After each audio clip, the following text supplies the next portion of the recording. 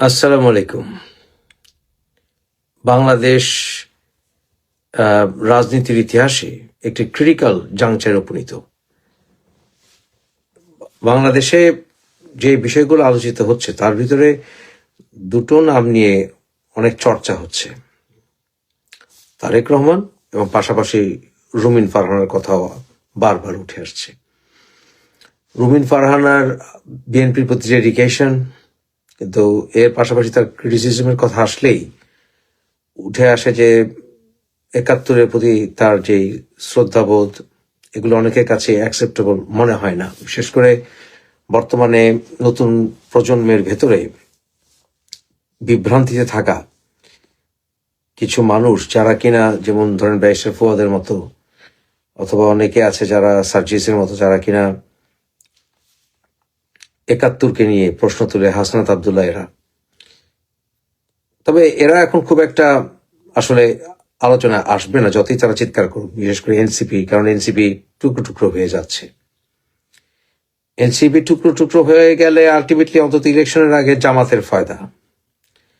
যদিও তারা জামাতের সঙ্গে অ্যালায়েন্স করেছে, আসলে জামাত তাদের যে কত বড় ক্ষতি করেছে তারা এনসিপির অনেকে এখন টের পাচ্ছে।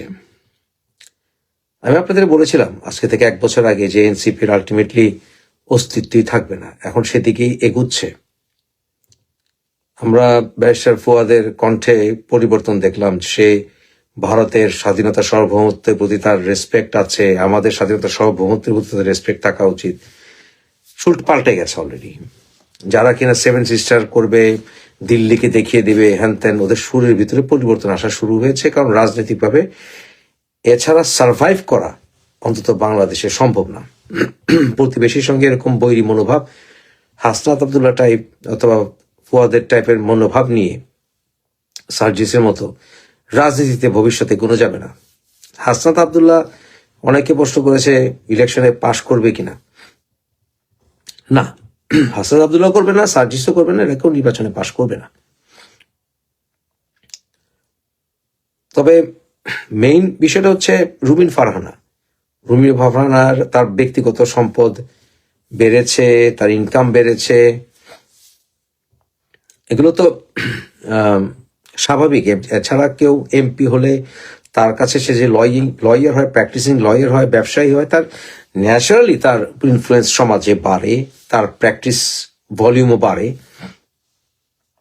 বাংলাদেশে আইনজীবীরা যারা রাজনীতি করেন তাদের পেশাগত দিক থেকে তারা ফায়দাবান হন, কারণ দলের অনেক কর্মী তাদেরকে কেস দেয়। জেনুইনলি অনেস্টলি প্র্যাকটিস করলেও তার প্র্যাকটিস বাড়ে। ব্যারিস্টার ফুয়াদ সে যে টাকা বছরে ইনকাম করে দাবি করেছে, বা মাসে শুনলাম 40,000 টাকার মতো সে ইনকাম করে একজন ব্যারিস্টার হয়ে, সেটা গ্রহণযোগ্য নয়। কারণ আমার এক ক্লোজ রিলেটিভই কিছুদিন আগেও তার চেম্বারকে একটি কেসে একদিন অ্যাপিয়ার করার জন্য 40,000 টাকা দিয়েছে। নেভারদিলেস, রুমিন ফারহানার বিরুদ্ধে যে সকল অ্যালিগেশন, বিশেষ করে ফাইন্যান্সিয়াল কিছু বিষয় আছে, পূর্বাচলের জায়গা টাকা, এগুলো আমি মনে করি না খুব একটা সিরিয়াস কোনো কিছু। মেইনলি তাকে দল থেকে বহিষ্কার করে তারেক রহমান এবং বিএনপি একটি মেসেজ দিয়েছে। মেসেজটি হচ্ছে ৭১ নিয়ে আর বেশি কথা বলা যাবে না, লেটস মুভ অন। ব্যাপারটা বোধহয় সেইখানেই। এবং তুমি যেই হও না কেন, তোমাকে দল থেকে বসিয়ে দেওয়ার ক্ষমতা দল রাখে। অর্থাৎ দল is very serious about punishing anyone. এটা অনেকটা দলের স্বেচ্ছাচারিতার মতো। তবে শুধু রুমিন ফারহানা নয়, আরো কিছু মানুষ আছেন যারা কিনা বিএনপির হয়েও বিএনপি থেকে রেবেল গ্রুপ। তারা মনে করছে যে তারেক রহমানের নেতৃত্ব ঠিক মতো হচ্ছে না, বা দল তাদের পলিসি থেকে সরে গেছে, তারা অযোগ্য লোকদেরকে দিচ্ছে, রাজনীতিতে সামনে আনছে, পুরস্কৃত করছে, চাঁদাবাজদের সামনে আনছে, দলের প্রকৃত নেতাদেরকে মূল্যায়ন করছে না। এর ভিতরে ২৫০০-এ আত্তার রহমান আঙুর, উনি 3 বারের সংসদ সদস্য সেখানে, এবং ওনাকে না দিয়ে আমরা জানি অন্তত একজন অত্যন্ত বাজে লোক আজাদকে নমিনেশন দেওয়া হয়েছে, সেটার কারণ আপনাদেরকে আগে বলেছি। অতএব এতে করে বিএনপির ভেতরে একটি ক্ষোভের সৃষ্টি হয়েছে। তা আমি যখন জাতীয়তাবাদী চেতনায় বিশ্বাস করি, আমি যখন বেগম খালেদা জিয়া বা জিয়াউর রহমানের প্রতি শ্রদ্ধা জ্ঞাপন করি, but at the same time আমি যখন বলি যে আমি তারেকের রাজনীতির পলিসি সম্বন্ধে আমি একমত নই, অথবা আমি যখন বলি যে ব্যক্তির চেয়ে দল বড়, দলের চেয়ে দেশ বড়, এবং তারেককে সমালোচনা করার অধিকার আমাদেরকে দিতে হবে, এবং তাকে কোনো সাধারণ নাগরিকও যদি গালাগাল দেয় তারপর সেটা গ্রহণ করতে হবে, মানতে হবে, কারণ এটাই গণতন্ত্র, এটাই বাক স্বাধীনতা, এবং সেটা সহ্য করে এগিয়ে যেতে হবে। তারেক নিজেও বলেছে তাকে নিয়ে যখন কার্টুন হয় সে মজাই পায়, বিবিসি সাক্ষাৎকারে বলেছে। তো সেটাই বজায় রাখতে হবে, কিন্তু সেটা বাস্তবে প্রতিফলন দেখতে হবে। দলের অতি আগ্রহীরা সাহাবাকে তারেকের প্রতি কটূক্তির কারণে তাকে পিটিয়ে থানায় দিয়ে দিবে, এসব পরে আবার যারা পেটাবে, যারা ধরে দেবে তাদেরকে কোনো ডিসিপ্লিনারি অ্যাকশন নেবে না তারেক বা বিএনপি, এগুলো আমরা দেখতে চাই না। তাই আমরা যারা জাতীয়তাবাদী চেতনায় বিশ্বাস করি, but at the same time বিএনপির রেবেল গ্রুপ বলতে পারেন, আমি মনে করি রুমিন ফারহানার সেখানে নির্বাচিত হওয়া উচিত ব্রাহ্মণবাড়িয়ায়। কারণ তার বিপক্ষে যাদের সাথে বিএনপি জোট করেছে, যে মৌলভী সাহেবকে সেখানে বিএনপি সাপোর্ট করতে যাচ্ছে, আমি মনে করি সেটা বিএনপির রাজনীতির পরিপন্থী। বিএনপি যদিও সেকুলার দল, বিএনপিকে বলা যাবে না, বিএনপিকে বলতে হবে সুডো সেকুলার দল। তথাপি স্বাধীনতা চেতনায় বিশ্বাস করা উচিত বিএনপি, কারণ স্বাধীনতা চেতনা, জিয়াউর রহমান, এগুলি ছাড়া বিএনপির কোনো প্রিন্সিপাল নাই। জাতীয়তাবাদী চেতনা এবং এছাড়া মুক্তিযোদ্ধা জিয়াউর রহমান, এই শব্দগুলো আমরা এখন আর শুনি না। মুক্তিযোদ্ধা যে ছিলেন, আমরা ছোটবেলা থেকে শুনেছি মুক্তিযোদ্ধা জিয়া, এখন মুক্তিযোদ্ধার কথা শুনি না। তাই মুক্তিযোদ্ধার দল মুক্তিযোদ্ধাদের মতো কাজ করতে, আচরণ করতে হবে, প্রকৃত মুক্তিযোদ্ধার প্রতি শ্রদ্ধা দেখাতে হবে, জিয়া রহমানের প্রতি রেসপেক্ট থাকার পাশাপাশি বঙ্গবন্ধুর প্রতি রেসপেক্ট থাকতে হবে, সমস্ত নেতারা সমালোচনার যোগ্য, এটা মানতে হবে। আমরা মনে করি সমস্ত নেতাই সমালোচনার যোগ্য। তারেক জিয়াউর রহমান, খালেদা জিয়া, বঙ্গবন্ধু, সোহরাওয়ার্দী, শেরে বাংলা, কেউ সমালোচনা করতে না, দ্যাটস ফাইন, কিন্তু কনস্ট্রাকটিভ সমালোচনা করতে হবে। তাদের প্রতি অশ্রদ্ধা দেখালে তো চলবে না। সমালোচনা করা মানে অশ্রদ্ধা নয়, কিন্তু এখন অশ্রদ্ধার রাজনীতি চলছে। তা বিএনপি এ সকল মৌলভী সাহেবদের সঙ্গে জোট করতে গিয়ে স্বাধীনতার চেতনাধারী, প্রকৃত জাতীয়তাবাদী চেতনার মানুষদের প্রতি অপমানসূচক আচরণ করবে, সেটাকে তো সমর্থন করা যায় না। তাই আমি মনে করি বিএনপির এই রেবেল গ্রুপটার সঙ্গে আমার ব্যক্তিগতভাবে নৈতিক মিলটা বেশি, আমি মনে করি। তবে তারেক রহমান যদি ভালো শাসন করে, অর্থাৎ সে যদি ভালো প্রাইম মিনিস্টার হয়, ভালো।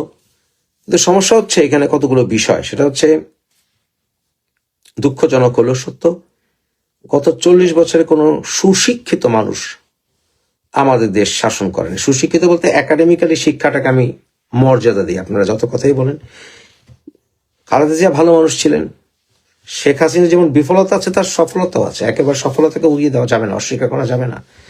তার বিফলতা ছিল অবশ্যই, এই জন্য তো দলের ভরাডুবি হয়েছে, কিন্তু তার সফলতাও তো আছে।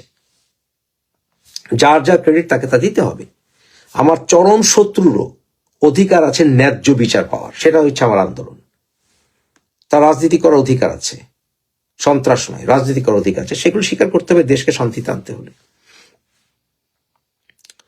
সেগুলো হচ্ছে না বর্তমান বিএনপি, এবং এটা একটা খুব সিরিয়াস মেসেজ দিচ্ছে। আমি দেখছি যে বিভিন্ন মানুষ অতিরিক্ত, যারা বিএনপিকে সমালোচনাও করেছে বা তারেককে সমালোচনা করেছে, তাদের সুর পাল্টে গেছে। তারেক প্রাইম মিনিস্টার হতে যাচ্ছে এটা ভেবে যেমন পদলেহন চরম মাত্রায় চলে যাচ্ছে। তারেক এটার কতটা সমর্থন জানি না, কিন্তু চরম মাত্রায় চলে গেছে। ব্যবসায়িক সমাজ, আইন প্রয়োগকারী সমাজ, সংবাদপত্র, সব বিষয়ে তারেক তোষণ অতিরিক্ত মাথায় চলে গেছে। এটা বোধহয় তারেক কতখানি নিজের ব্যক্তিগতভাবে লাইক করে আমি জানি না, বুড়ো বুড়ো নেতারা পর্যন্ত তার পায়ে হাত দিয়ে সালাম করার চেষ্টা করছে। মানে এগুলো হচ্ছে এমন একটা বিষয় যা আমরা ভুলে গেছি যে আমরা সংসদীয় গণতন্ত্রে আছি। সংসদীয় গণতন্ত্রে দল ইম্পর্টেন্ট। সংসদীয় গণতন্ত্রে তো প্রেসিডেন্সিয়াল বা রাষ্ট্রপতি শাসন নয় যে একটা মানুষ থাকবে, ওনাকে আমরা ভোট দিব, উনি সবকিছু। তাহলে এটা রাষ্ট্রপতি শাসিত সরকার বললে হতো, কিন্তু এটা তো রাষ্ট্রপতি শাসিত সরকার নয়।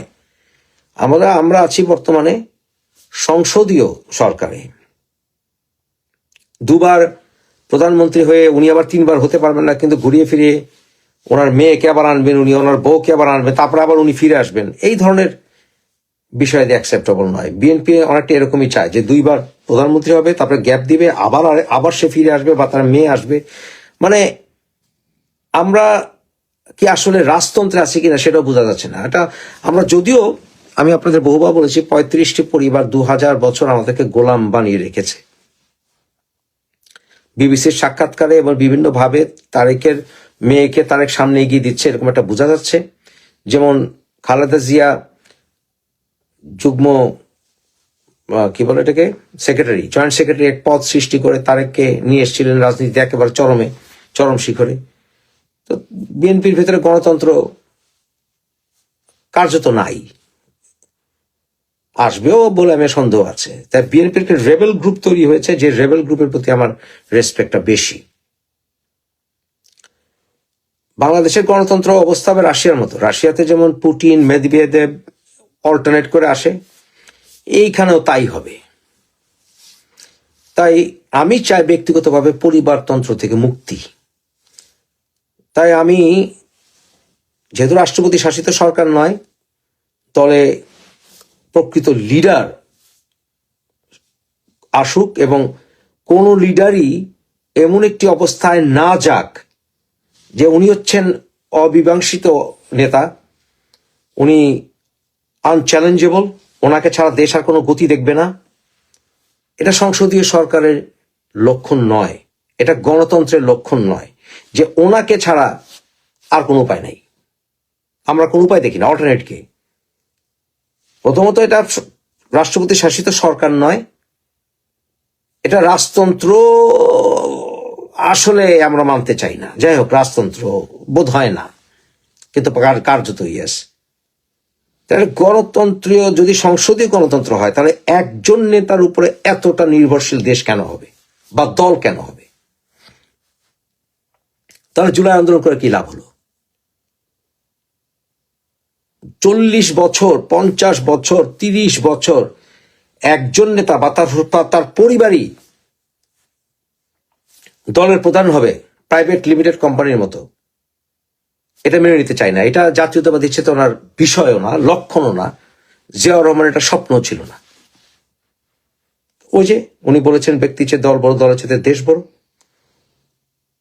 উনি যদি জীবিত থাকতেন, তাহলে উনি যদি এগুলো দেখতেন যে ওনার পর ওনার স্ত্রী, যিনি যতই ভালো মানুষ হোক, উনি একজন গৃহবধূ থেকে প্রধানমন্ত্রী হয়েছেন, এত বছর শাসন করেছেন, এবং তারপরে ওনার ছেলে, তারপর হয়তো ওনার নাতি, আমি জানি না জিয়াউর রহমান এটাতে অ্যাগ্রি করতেন কিনা, ইভেন বঙ্গবন্ধু অ্যাগ্রি করতেন কিনা সেটা আমার সন্দেহ আছে।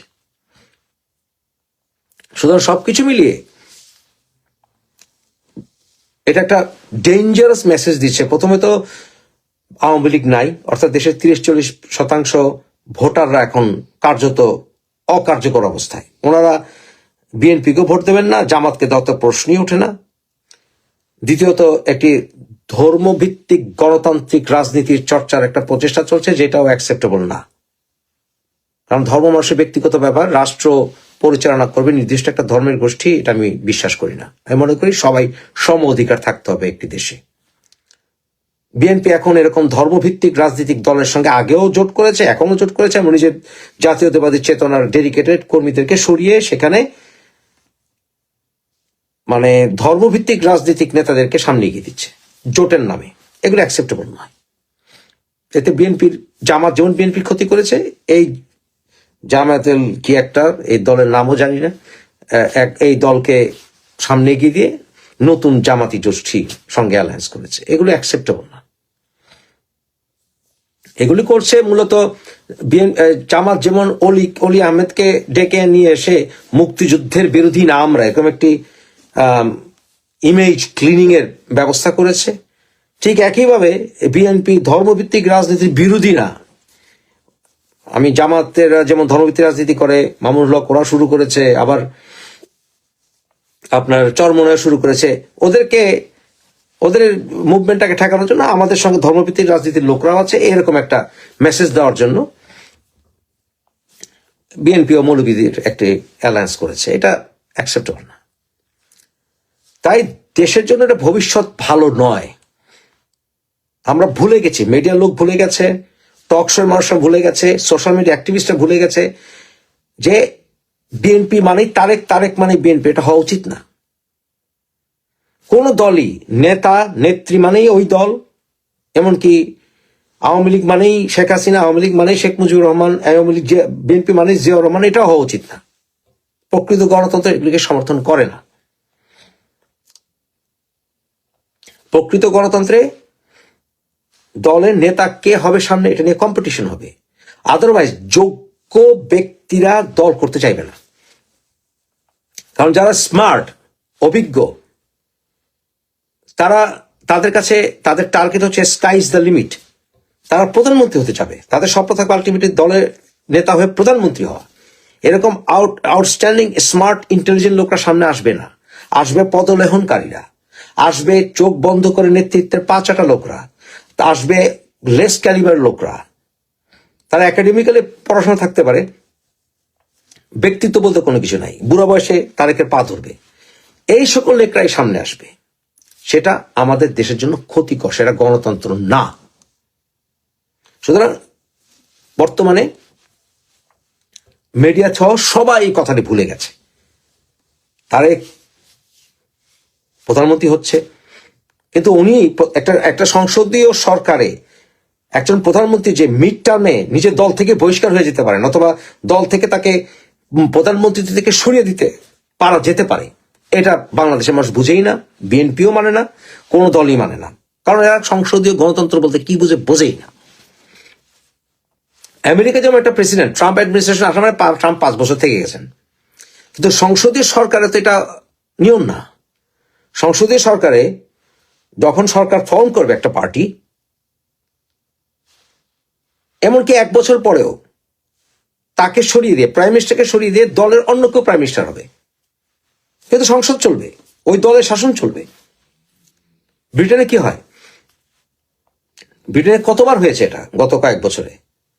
নিজের দলের প্রধানমন্ত্রীকে, দল থেকে একজন প্রধানমন্ত্রী হয়েছে, তাকে সরিয়ে দিয়ে, বরিস জনসনকে সরিয়ে দিয়ে ঋষি সুনাককে নিয়ে আসা হয়েছে, এবং এর আগে আরো কয়েকজনকে প্রধানমন্ত্রী বানানো হয়েছে দল থেকেই। এতে তো সরকার পতন হয়ে যায়নি, দলেরও ক্ষতি হয়নি, স্টেবল হবে দল আস্তে আস্তে। তাই একজন ব্যক্তিকে দলের সর্বা বানিয়ে দেওয়া তো রাষ্ট্রপতি শাসিত সরকার অথবা রাজতন্ত্রের লক্ষণ। সুতরাং বাংলাদেশের মানুষ যতক্ষণ পর্যন্ত এই জিনিসটা না বুঝবে, 24শে জুলাই আন্দোলন বলেন আর গণতন্ত্রের দোহাই দেন, সবকিছু হচ্ছে অর্থহীন। তাই আমি বিএনপির রেবেল গ্রুপের প্রতি আমার সমর্থনটা বেশি। সেটা রুমিন ফারহান হোক আর কিছু কিছু মানুষ আছে বিএনপির ভেতরে, যাদের সঙ্গে আমার কনভারসেশন হয়েছে গত কয়েক মাসে, তারা তারেকের অনেক সমালোচনা করেছে পর্দার আড়ালে, অনেক স্বাধীনতা চেতনার কথা বলেছে। এখন তারা নমিনেশন পেয়ে চুপ, কারণ সবাই ব্যক্তি স্বার্থে ভোগে। ব্যক্তি স্বার্থ ভোগলে দেশপ্রেম হয় না। এই জন্য আমি রাজনীতি সক্রিয়ভাবে করতে পারি না, কারণ আমার কাছে দেশ আগে, গণতন্ত্র আগে, মানুষ আগে। আমি পদলেহন করতে পারি না। আমি প্রকৃত গণতন্ত্রের কথা বলি, মানুষের সম অধিকারের কথা বলি। এর জন্যই আমি মন্ত্রী মিনিস্টার হওয়ার কোনো স্বপ্ন দেখি না। দর্শক, নির্বাচন যত এগিয়ে আসছে তত আমার মনে হয় যে বিএনপির এবং বিএনপির নেতাদের এক ধরনের উপলব্ধি তৈরি হচ্ছে যে আগামী নির্বাচনে আওয়ামী লীগ যেহেতু অংশগ্রহণ করতে পারছে না, সেহেতু আওয়ামী লীগের ভোটগুলো একটা বড় ফ্যাক্টর হয়ে দাঁড়াবে এবং সেই ভোটগুলো তাদের দরকার। এই ভাবনা বোধহয় তাদের মাথায় কাজ করা শুরু করেছে। আমরা দেখেছি যে পরপর 5টি বিশ্ববিদ্যালয়, পাবলিক বিশ্ববিদ্যালয়ে ছাত্র সংসদ নির্বাচনে শিবিরের কাছে ছাত্রদলের যে পরাজয় এবং শিবিরের যে ভূমিধস জয়, সেই ইকুয়েশনগুলো তারা ঠিকভাবে করতে পেরেছিল কিনা সেটা নিয়ে যখন প্রশ্ন ছিল, এবং ডে ওয়ান থেকে জামাত যখন ভোটের রাজনীতি করছিল এবং কৌশলে রাজনীতি করছিল এবং আওয়ামী লীগের সাধারণ যারা ভোটার তাদেরকে খেপিয়ে না তোলার চেষ্টা তাদের ছিল, কিন্তু সেই তুলনায় ডে ওয়ান থেকে বিএনপির সেই চেষ্টা ছিল না। বিএনপি ডে ওয়ান থেকে ভোটের রাজনীতি করেনি, তারা তাদের মতো করে রাজনীতি করেছে। তারা তাদের মতো করে রাজনীতি করতে গিয়ে যেটা হয়েছে সেটা হচ্ছে যে আওয়ামী লীগের যারা সাধারণ ভোটার, যারা নেতাকর্মী না, মানে নেতা না, অপরাধী না, যারা সাধারণ ভোটার, আওয়ামী লীগের তো কোটি কোটি ভোটার রয়েছে, এটা অস্বীকার করার কোনো উপায় নাই। এখনো যদি মানে সর্বনিম্ন হারও চিন্তা করা যায়, তবুও কিন্তু আওয়ামী লীগের 20-25% ভোট ব্যাংক রয়েছে। এই ভোটটা যে কোনো একদিকে হেলে পড়লে সেটা কিন্তু একটা মারাত্মক ফলাফল নিয়ে আসতে পারে।